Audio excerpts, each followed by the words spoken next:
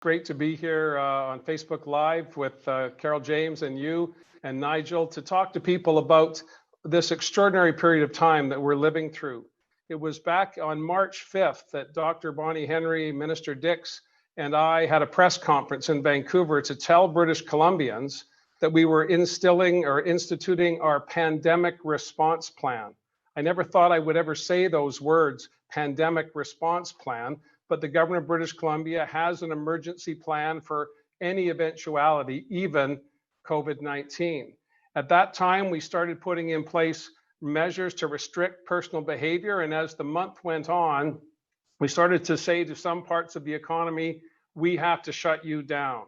Things like personal services, haircuts, salons, wherever there was close personal interaction, Dr. Henry directed that those businesses cease operation.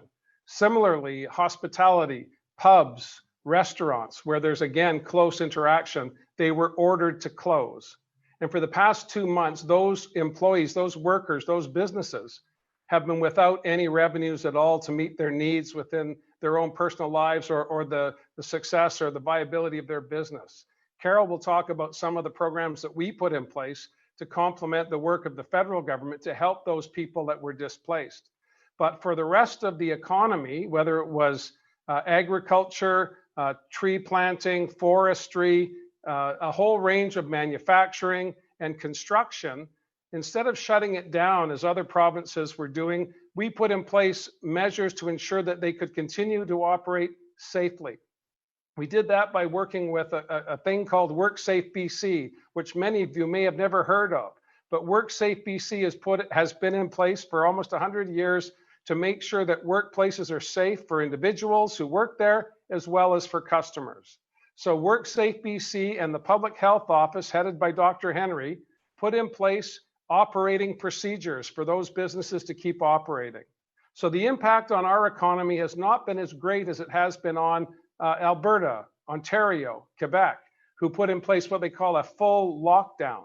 And despite their full lockdown, the results of our efforts here in British Columbia, each and every one of you practicing safe physical distancing, washing your hands, not going to work when you're sick, has been able to flatten the curve of the growth of COVID-19 here in British Columbia.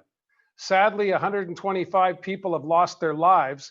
Loved ones left behind are still grieving at the loss of grandparents, parents, brothers, sisters. In other jurisdictions like New York, like Italy and many parts of Europe, enormous amounts of carnage to healthcare, to families, to communities was what we wanted to try and avoid. And so far, so good. And because of that, we're taking the steps now to restart our economy, slowly but steadily, bit by bit, bringing back services so people can continue to interact personally, they can interact socially, as well as have that economic activity that's so critically important to all of us. We'll be able to talk about all of those issues over the next hour, but I'm going to pass the torch over to Carol to talk about some of the initiatives that we put in place to protect workers, to protect businesses, and most importantly, to protect communities. Thank you so much, Premier. Minister James. Thanks so much, Bowen, and thank you, Premier, as well. And thank you to all of you who are watching and joining in today. I want to start, as we always do, to say thank you to all the frontline workers. You've done an exceptional job and continue to do an exceptional job, and we want to send our huge appreciation to all of you. I think there's no question that businesses are eager, as we are, to ramp up, to be able to open up, to get the economy going again. And I want to say thank you to business owners, to entrepreneurs, to others for all of your efforts as well. As British Columbians, as I said, we're all eager to get going when it comes to our economy. But we need to do it in a safe and measured approach. And I know we'll talk a little bit about that over the next hour that we have. When we tabled the budget in February, British Columbia certainly looked very different. We had one of the fastest growing economies in the country. We had the lowest unemployment numbers across the provinces. But as you know, the impacts of COVID are being felt by everyone, including right here in our economy. We are no different. And that's why in March, the Premier and I brought forward our action plan, our COVID-19 action plan, to make sure that we could support businesses and support people across our province who were really struggling. And we put together a package with a range of opportunities for people. A $1,000 tax-free emergency benefit for workers, a rent subsidy through BC Housing for up to $500 a month for renters with dependents, and those dollars are paid to the landlord to support the tenant and the landlord. An additional $300 a month for people on income assistance and disabilities. We also took steps to support BC businesses. We're deferring tax payments until the end of September, everything from the employer's health tax to the PST to the carbon tax to the hotel tax, again, to provide some cash flow and some liquidity to businesses. Commercial property owners, they'll also see an average bill drop. We've reduced an average tax bill by 25% for businesses to support them through this tough time. And then thousands of small businesses will also see their rent reduced through these by 75% through the federal provincial program that's been put in place, the Canada Emergency Commercial Rent Assistance Program. And now we're looking at our next steps to economic recovery. Dr. Henry, Minister Dix, and the Premier have been very clear. A phased approach, a safe approach is best for businesses, best for our economy, and best for people. It's what we need to do to ensure that we're opening up our economy for the long term. We've all been patient, as we all know, waiting to get into one of our provincial parks, waiting for our favorite restaurant. I can tell you, I can't wait to be able to hold my grandkids, to be able to hug my mom and dad. Probably getting a haircut will be second on that list, but it certainly will be on that list as well. I know we're all feeling optimistic. There is a light at the end of the tunnel, but we need to do this in a measured, planned approach so that we can make sure this is economic recovery for the long term. So I'm really looking forward to your questions. I'm really looking forward to our discussion. And thanks, Bowen, for hosting us. Well, thank you so much for being with us and for those wonderful opening remarks. So we'll just jump right into questions now, because I know we've got a lot of them. We've got 900 of them to go through. The first question, and actually, I'm going to pose this question to you, Minister, but if the Premier has something to add afterwards, Premier, feel free to jump in after the Minister has had an opportunity. And the first question is from Helen in Kamloops. And Helen in Kamloops says, I worry that reopening will happen too soon. How do we balance the economic and social needs to reopen with the danger this could present to the vulnerable population? Thank you, Helen. I'll start with you. Thank you. And Helen, you're really echoing the words that we've been hearing from the public in British Columbia. And part of the reason we put together the plan in a measured, phased approach because of exactly the concerns that you raised. British Columbians have been exceptional in listening to Dr. Bonnie Henry and Minister Dix, in following the orders that have been put in place, and making sure that we're keeping ourselves and our friends and our family and our communities safe. And we're going to need that same kind of effort coming out of the pandemic as well. And that's why you've seen the approach, as I said, done in phases to make sure that we're doing this in a safe way. Businesses will have to have a plan to be able to show how they can social distance in their business, how they can keep people safe. That's going to be the best way to build confidence in our economy and the best way to build confidence in our communities. So that's exactly the kind of approach that we're taking. And I'm sure the Premier wants to add a word or two as well. Please do. Thanks, Carol. And thanks, Helen, for that question. There is a great deal of concern, and rightly so. COVID-19 is something that none of us could have imagined just 3 short months ago. But now here we are into May, looking towards the summer of 2020, concerned about our economic well-being, concerned about the social cohesion of our communities, and concerned about our personal well-being as well. So what we've been doing, working with Dr. Henry and her team at Public Health, is to put in place a methodical plan to slowly come back to what will be the new normal. We will not be going back to the way things were in January. Far from it. For example, large gatherings are still very much off the agenda. Gatherings of 50 or more people will not be allowed in British Columbia. So let's work back from there. What does that mean for economic activity? What does that mean for our schools? What does that mean for our local sports and recreation programs? What does it mean for accessing the spectacular public amenities we have here in British Columbia? Slowly, we'll be starting to open those things up. In March, many of the retail businesses that have been closed for the past month and a half were not ordered to do so. They made a choice to close down for the well-being of their employees, and also because, by and large, people were not shopping. To rebuild confidence in the economy, we need to make sure that consumers, people, are comfortable when they go into a business that they're going to be safe and the workers there are being protected as well. And we've seen this in our grocery stores and in those retail outlets that have remained open. New techniques of delivering products to the public have been developed. Touchless technologies for payment, picking up groceries on the curb, one lane traffic only down the aisles at the various grocery stores that we attend to. These changes in how we interact with each other are going to be here for the foreseeable future. And as we start to bring on more parts of the economy, like the barbers that Carol talked about, or other parts of the economy, we need to make sure that they have in place guidelines to operate under. And that's where WorkSafe BC comes in. We're creating sectoral tables for hospitality, for restaurants, for other parts of the economy, and working with WorkSafe and the Public Health Office, putting in place guidelines for operation so that customers can be confident when they go into a business that that business is operating safely. The reason we have to go at a slow pace is because the public wants us to do that. Helen, you're like everyone else. Let's get going, but not too quickly. Thank you so much for that. So our next question is from Holly in Victoria. And I'll read the question, and I think I'll pose this to you, Premier. The question is, I have a child who would love to go back to school. She greatly misses her teacher and friends. How can us parents ensure social distance when they're at school? Yeah, very, very good question, Holly. My daughter-in-law is a kindergarten teacher. I have a niece who's a teacher as well. And of course, I remember the first day we took our oldest son to school. My wife and I wanted to peek in the window and watch throughout the day to make sure he was safe. That's a natural response for parents to have.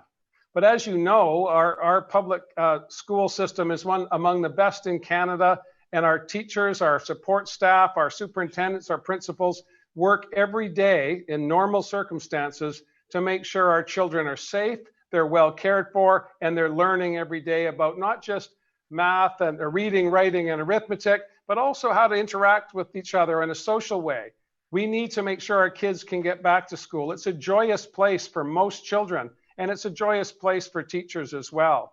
But as we start to come out of this pandemic situation, we're going to have a gradual return to regular classrooms. We won't see regular classes until September, but we want to see if we can get some kids into classrooms with teachers. We have about 5,000 kids in classrooms now. Those are the kids of frontline workers who need to have their children cared for during the day so that they can be in our hospitals and our residential care facilities, driving our ambulances, providing groceries for us to eat.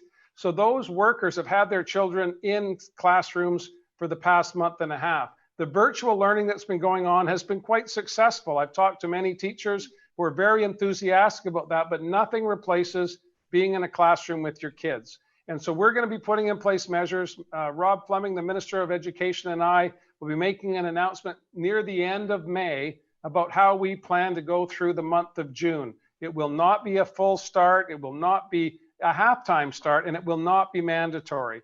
Parents need to be comfortable that their kids are going to be safe. We're going to do everything we can to provide that comfort, but at the end of the day, these are personal decisions. Our whole restart plan depends on building confidence. And if people don't feel they're going to be safe, they're not going to participate. The economy is people. People are the economy. That's our focus. Fantastic. Thank you, Premier. This next question is for Minister James, and it is from Christopher in Coquitlam. Actually, Coquitlam, Millardville. So the question is, in your opinion, what will the long-term effects on jobs and growth in BC be from COVID-19? Well, there's no question, and thank you, Christopher, for the question. I think we talk about what keeps us up at night. These are questions, I think, that keep all of us up at night.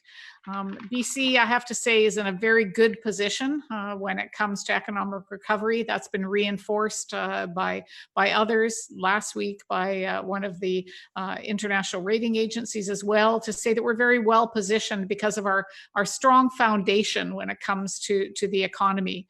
But that doesn't mean that people aren't hurting. We saw the numbers, employment numbers come out today, and those numbers, although they're large, and people often look at the numbers, they represent families, individuals, business owners, entrepreneurs who are really struggling, who've lost their employment, who've lost their business, who are worried about whether they'll be able to restart. So there is no question that British Columbia, as a small open economy, is going to be impacted just like every part of the country, and every part of the globe is going to be impacted as well. But I also have great confidence in the people of British Columbia. I have great confidence in the workers and the entrepreneurs and the business owners who are really getting down to the work that the Premier was mentioning, the work around preparing the plans for each sector, making sure that their business can social distance, physical distance, that they're supporting their workers as well as the customers. So I do have confidence that we're going to see our economy rebuild. There are going to be some sectors, no question, that are going to be impacted tougher than others. Sectors that rely on international visitors, for example. That's going to be a longer time before we see that kind of travel coming back. So I think there's going to be work to do, and we will, and we have started that process around economic recovery. We're working with business leaders, First Nations, people from the not-for-profit sector, because they play a critical role in our communities as well, labor, to be able to look at the ideas and the approaches that are coming forward. Ministers are reaching out to their sectors as well to have those conversations. So all the best and the brightest ideas are going to be welcome as we build that economic plan. But, I'm a proud British Columbian. I'm pretty confident that we're going to see the economy rebuild and be stronger than ever. It's going to take time, and we're going to have to support each other, because it's going to happen at different times for different sectors. So I think with that support, with that pulling together that we did coming into COVID-19, I'm feeling confident that we're going to come out the other side as well. Well, if you're confident, Minister, I'm confident. Thank you. The next question is for the Premier, and it is from Liz in Burnaby, and it's on a topic that I'm pretty passionate about as well, public transit. The question is, what is the plan to ensure TransLink is in sync with the restart plan? For instance, to provide a high level of service while also maintaining physical distancing. Thanks, Bowen, and thank you, Liz, for that question. Fundamental to the restart is ensuring that our public transit system is there for workers so they can get from their homes, from their communities to their workplaces.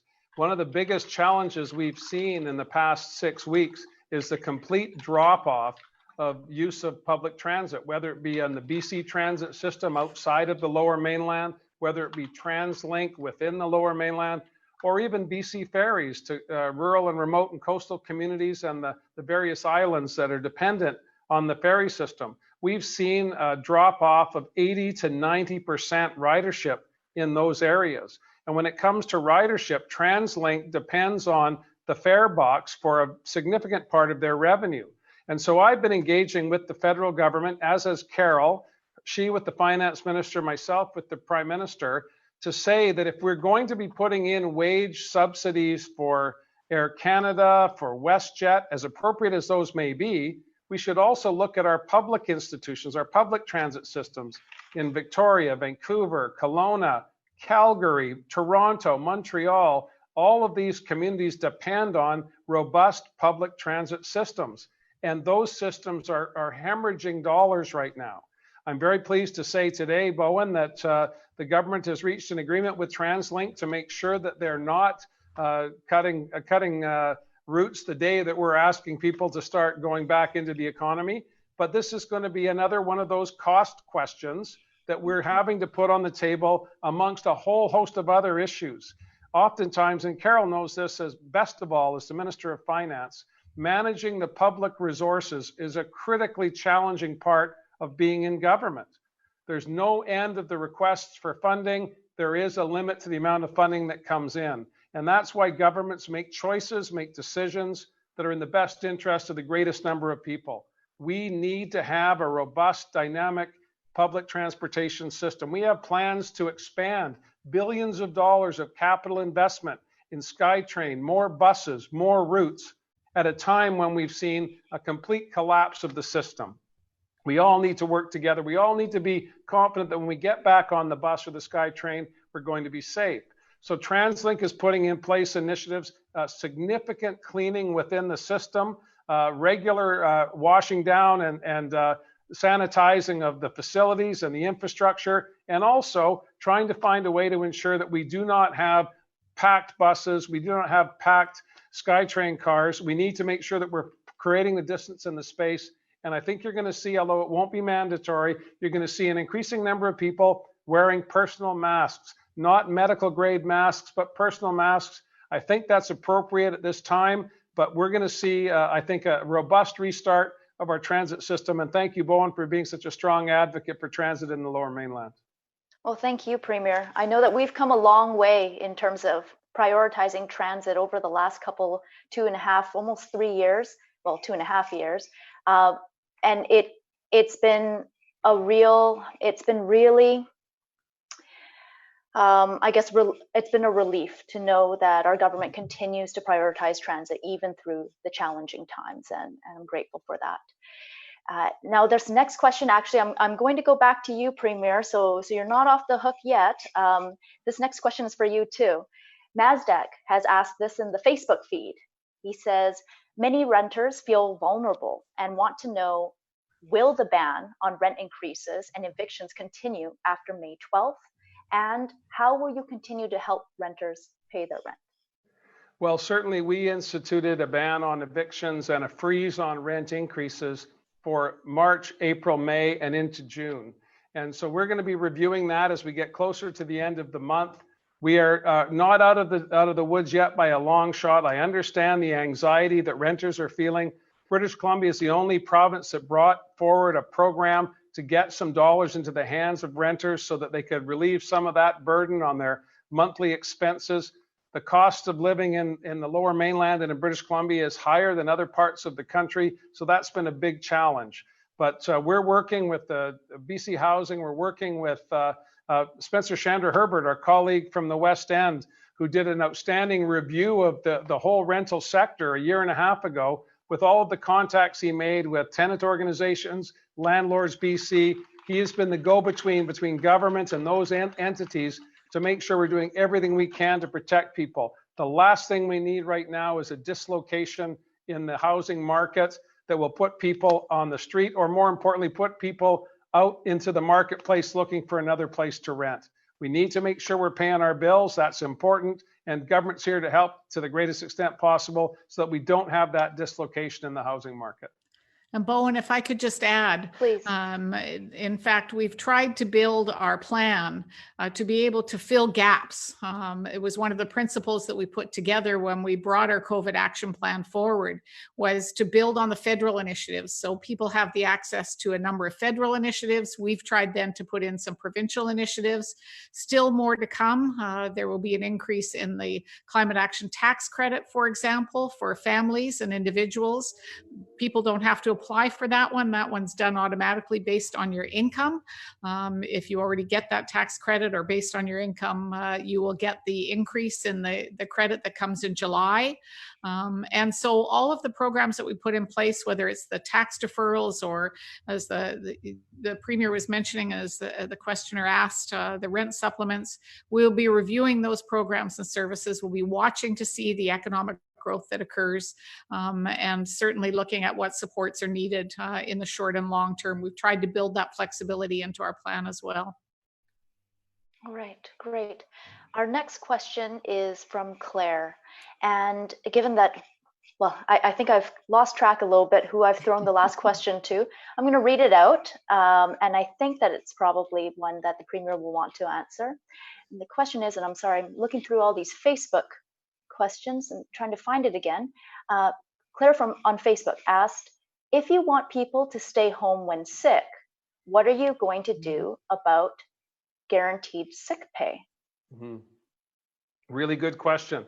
And I don't know, I'm sure that almost everyone who's watching this Facebook question and answer today at some point has got out of bed when they shouldn't have, put on their shoes, got on the bus and gone to work, thinking you're a hero, thinking I'm going to go in with my runny nose and I'm going to get the job done. We can no longer think that way. This is not just a BC problem. This is not a specific sector problem. It's a national problem.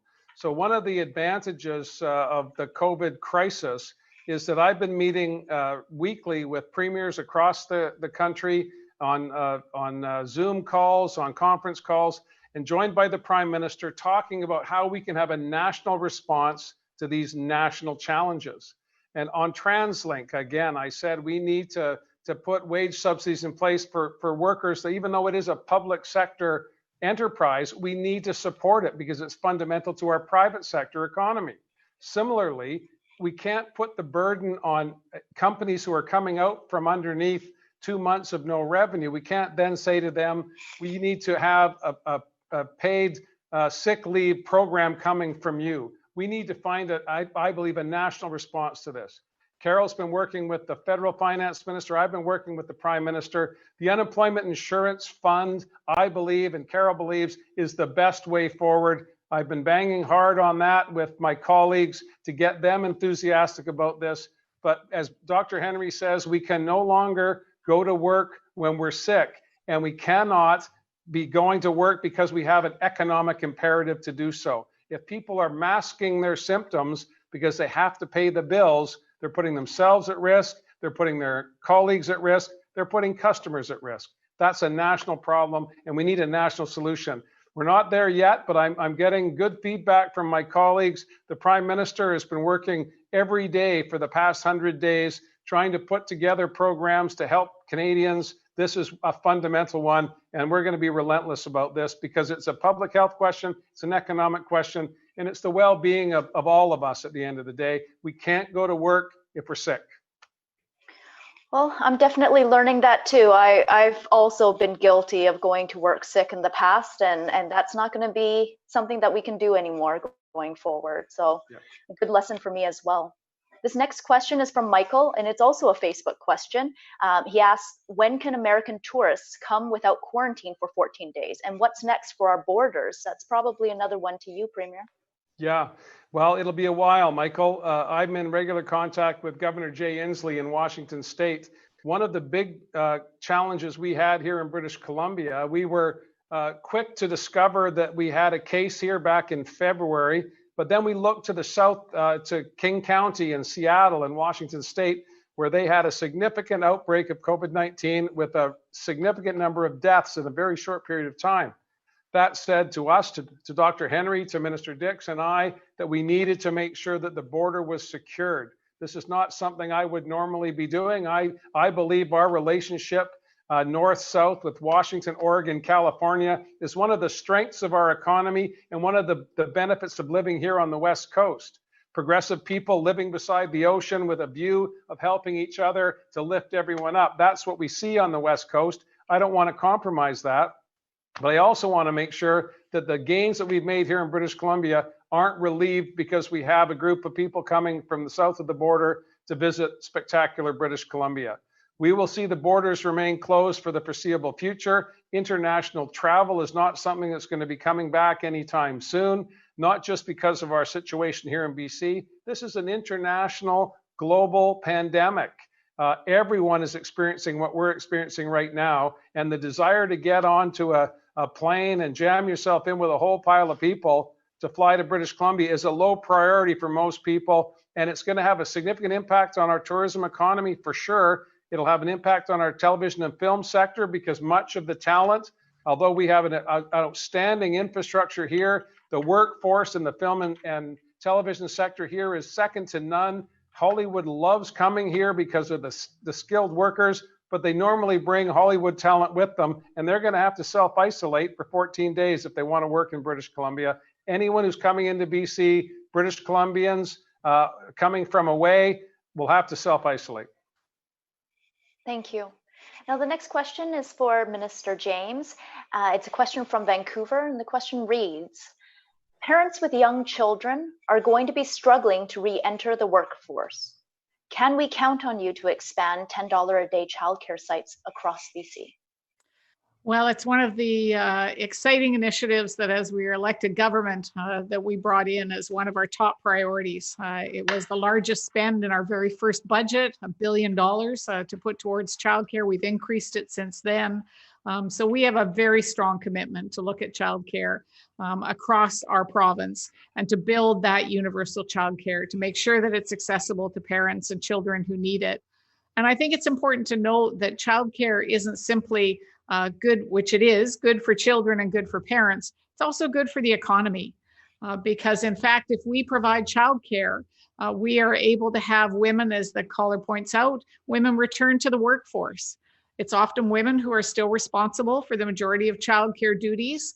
And that's a very tough time to get back into the workforce. That's the most difficult time, coming off maternity leave and getting back in. So good quality childcare ensures that there's a good productivity for employees who then aren't worrying when they're at work with their job, they're not worrying about their child and whether they're being cared for well, provides good quality support for employers.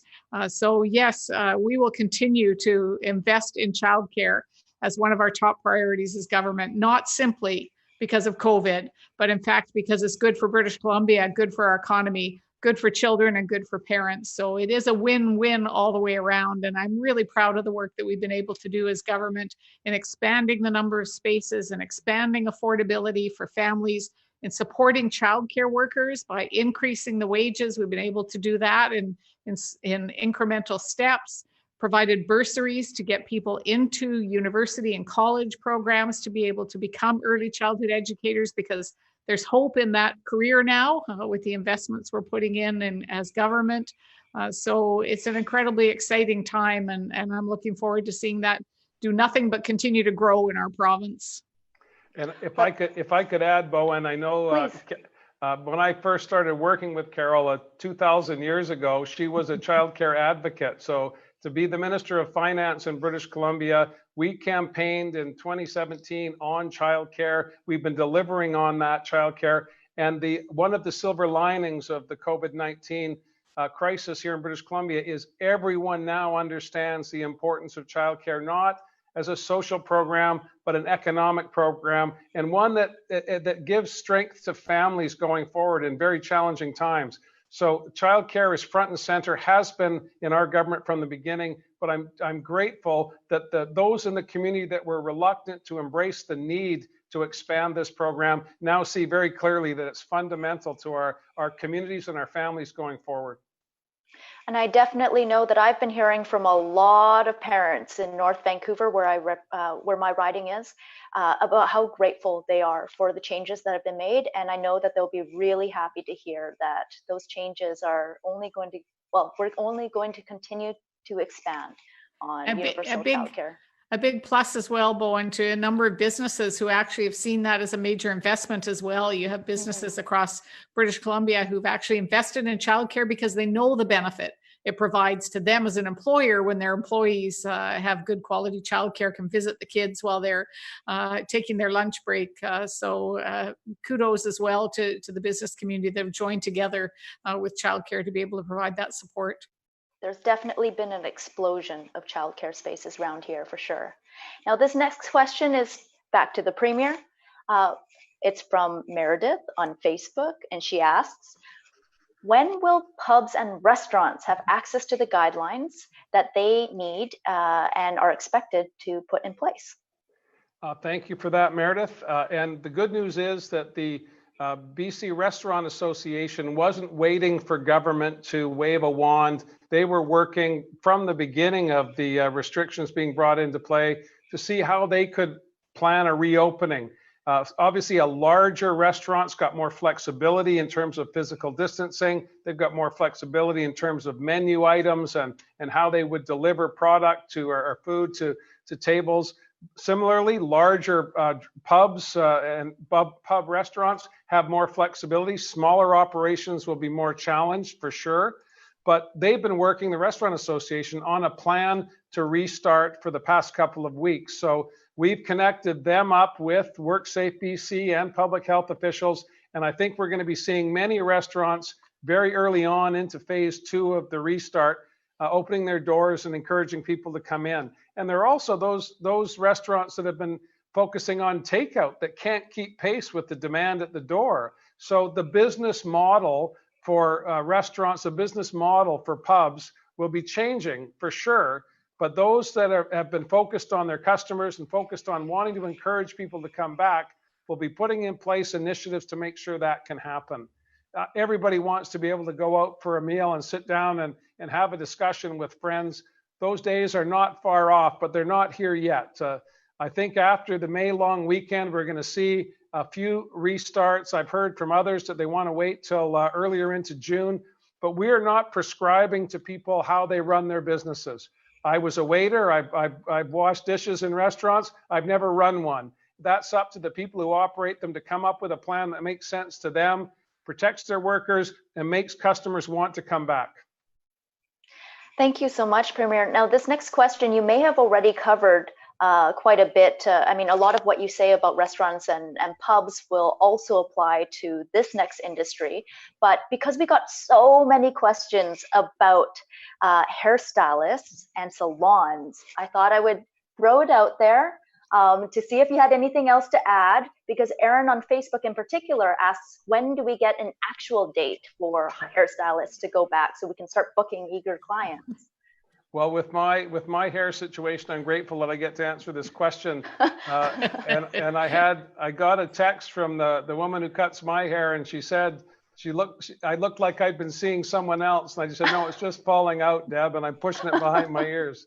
But there's a sector that, again, depending on the size of the salon or the shop, depending on how many chairs there are, whether there's an appointment process, that will take some time, but it's very much in the front of our agenda. Dr. Henry has been pretty clear that she wants to get a haircut too.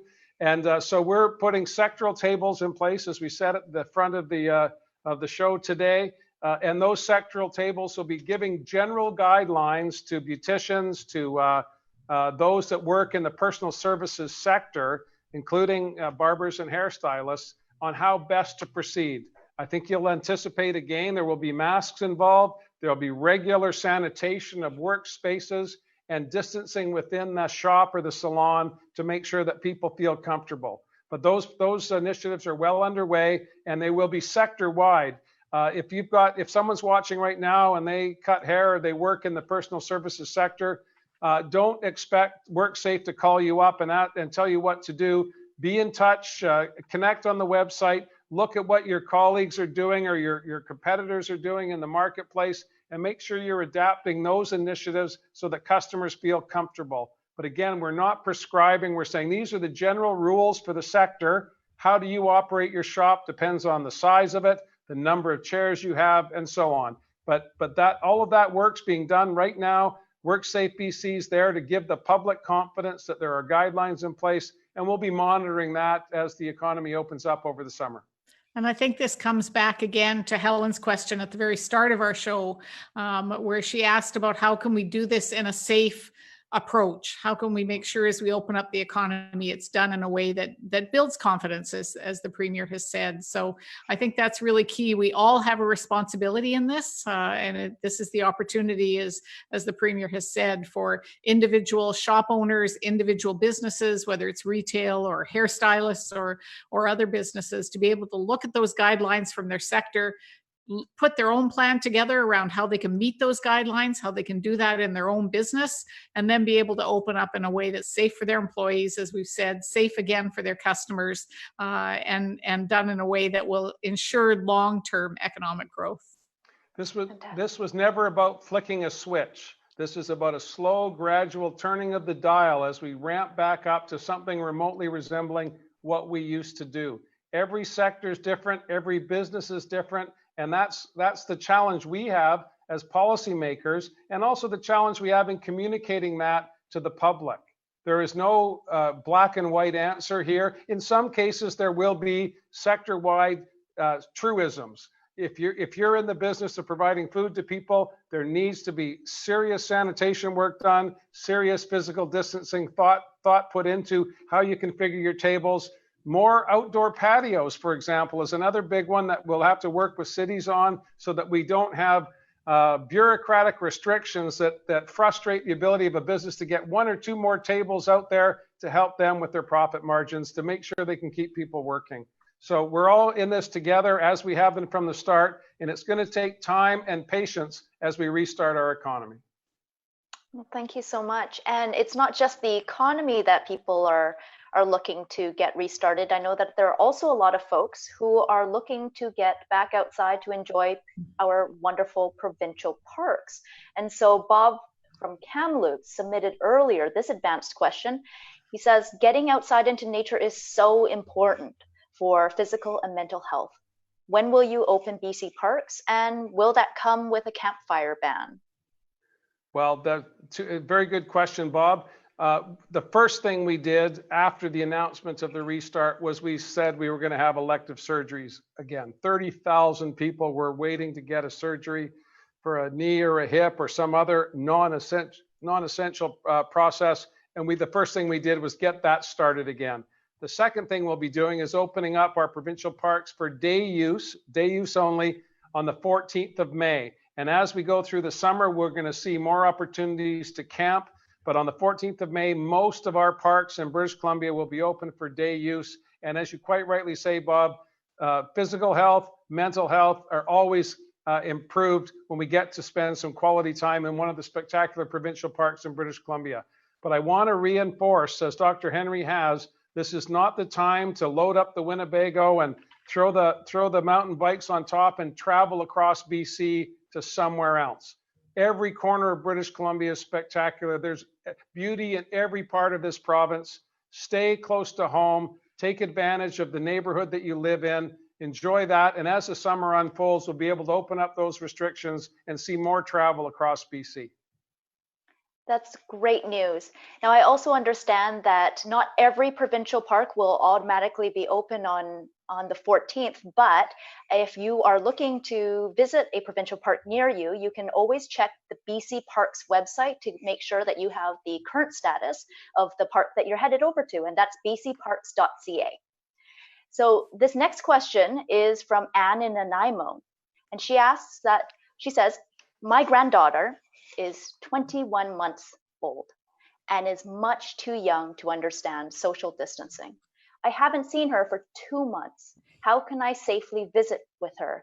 And I suppose I'll add also, what do I say to her?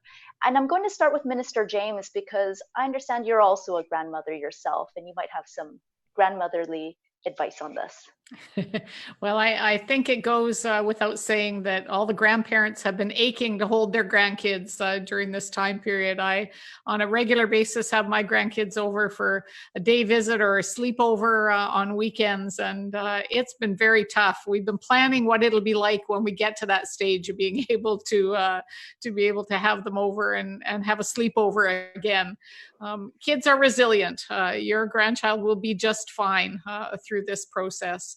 And you will have an opportunity, as Dr. Henry has talked about, to expand your family bubble, to be able to add family members over the next number of weeks after the long weekend by the end of May, to do it in a safe way. Again, if there are members of your family who are have immune challenges, obviously you want to make sure that you're protecting them, because the people you visit with then expand the other person's bubble as well. So it's important to do that in a very, again, measured, careful way. But that time is coming. Certainly, Dr. Henry has talked about that as you get to the end of May, that you have the opportunity to be able to have those visits.